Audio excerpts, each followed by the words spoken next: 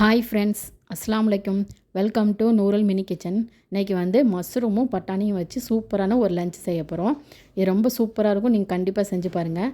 இது வந்து ஒரு மீடியம் சைஸ் பல்லாரியை வந்து நல்லா ஸ்லைஸ் போல் நல்லா வெட்டி வச்சுக்கிறேன். அதுக்கப்புறம் குக்கர் வச்சுட்டு அதில் வந்து கண்டிப்பாக தேங்காய் எண்ணெய் ஊற்றுங்க. அப்போ தான் நல்லா டேஸ்ட்டாக இருக்கும். ஒரு 3 ஸ்பூன் தேங்காய் எண்ணெய் ஊற்றிட்டு நம்ம வெட்டி வச்சுருக்கோம்ல வெங்காயம், அதில் ஒரு கைப்பிடி அளவு போட்டுக்கோங்க. புதினா மல்லி ஒரு கையளவு, இதில் 3 பச்சை மிளகாய். இதில் நம்ம வேறு எந்த மசாலாவும் சேர்க்க போகிறதில்ல. கண்டிப்பாக பச்சை மிளகாய் போட்டுக்கோங்க. அப்போ தான் உங்களுக்கு நல்லாயிருக்கும், டேஸ்ட்டு நல்லாயிருக்கும், உரைக்காது. ஆனால் கண்டிப்பாக நீங்கள் போட்டுக்கோங்க. இப்போ வந்து புதினா மல்லி கருவேப்பிலை போட்டுக்கிறேன். அதில் வந்து 1 ஸ்பூன் அளவுக்கு வந்து இஞ்சி பூண்டு பேஸ்ட்டு, அது எல்லாத்தையும் போட்டு நல்லா எண்ணெயிலே நல்லா வதக்கிக்கலாம்.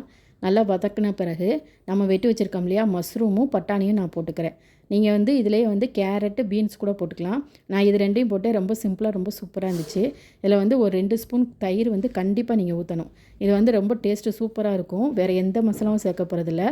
1 ஸ்பூன் வந்து உப்பு, அதாவது நான் அரிசிக்கு தேவையான அளவு உப்பு சேர்த்துக்கிறேன். அரை மூடி தேங்காய் எடுத்திருக்கேன். நம்ம பால் தான் ஊற்ற போகிறோம், நம்ம தண்ணி ஊற்றக்கூடாது.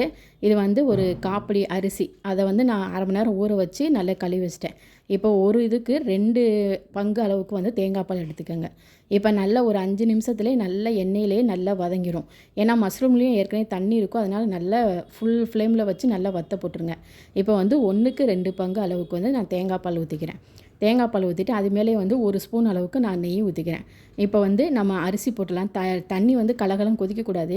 இல்லைன்னா கலகலன்னு கொதிச்சிச்சுன்னு வச்சுக்கோங்களேன், உங்களுக்கு தேங்காய் எல்லாம் தனித்தனியாக பிரிஞ்சிடும். அதனால் இந்த ஸ்டேஜ்லேயே நம்ம என்ன பண்ணிக்கலாம்னா அரிசி போட்டுக்கலாம். அரிசி எல்லாம் போட்டுட்டு கரெக்டாக குக்கரை மூடி வச்சு ஒரு விசில் வந்தோடனையும் நல்ல சிம்மில் போட்டு ஒரு 5 நிமிஷம் போதுங்க. உங்களுக்கு சூப்பராக உங்களுக்கு வந்து மஷ்ரூம் புலாவ் வந்து ரெடி ஆயிரும். இது வந்து சாப்பாட்டு அரிசி தான். இல்லைன்னா நீங்கள் பாஸ்மதி அரிசி வேணும்னா பாஸ்மதி அரிசியில் செய்யுங்க. நம்ம சாப்பாட்டு அரிசியே போதும். இது நல்லா உதிரி உதிரியாக ரொம்ப சூப்பராக இருந்துச்சு. நான் இதுக்கு வந்து ஒரு முட்டையும் சைடிஷாக வந்து கேப்சிகம் கிரேவியும் செஞ்சு வச்சுருந்தேன். ரொம்ப சூப்பராக இருந்துச்சு. நீங்களும் ட்ரை பண்ணி பாருங்கள். எப்படி இருக்குன்னு எனக்கு கமெண்ட் பண்ணுங்கள். ஓகே ஃப்ரெண்ட்ஸ், இந்த வீடியோ பிடிச்சிருந்தா மறக்காமல் நூரல் மினி கிச்சனை சப்ஸ்கிரைப் பண்ணுங்கள்.